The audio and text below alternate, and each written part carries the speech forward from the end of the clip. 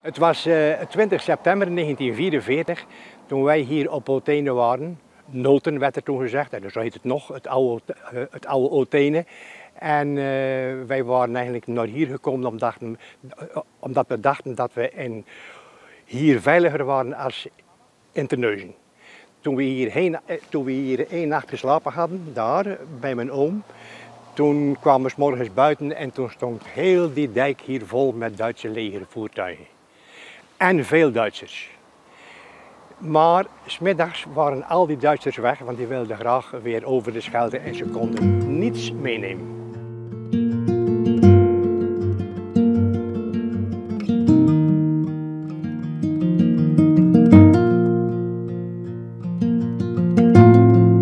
Dan zijn heel veel mensen van Noten hier, die zijn allemaal in die voertuigen gegaan, waaronder ik, om er van alles uit te halen. Kleding overal, schoenen, laarzen, gasmaskers, alles. Maar ik heb even in zo'n legervoertuig gezeten, achter het stuur, vond dat wel leuk. Een poosje erin gezeten, eruit, ik denk ik ga nog eens naar een ander voertuig. Maar toen kwam er een vliegtuigje van de richting, vanuit het zuiden, van Axel, en die vloog zo naar Noord, over de Schelde. En die was net boven de Schelde en toen werd er een oranje bal uitgeworpen aan een parachute. En ik vond dat wel leuk, maar dat duurde niet lang, want 1 à 2 minuten later begonnen ze te schieten. Het was verschrikkelijk. Iedereen in paniek rende weg.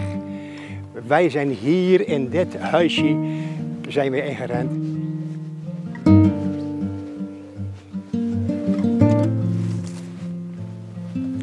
Kijk, hier zijn we binnengevlucht in dit huis.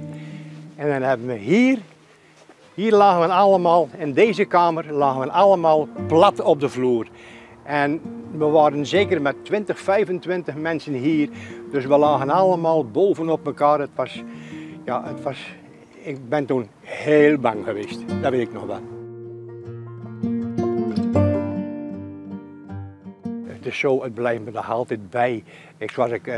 Bijvoorbeeld nu zien we de beelden van de oorlogen in Syrië en Irak en de Gazastrook. En als je dan die beelden op televisie ziet, dan komt dat weer allemaal op wat hier gebeurd is.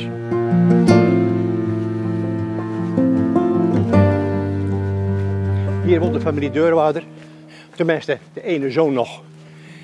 Kijk, en toen zijn we zo en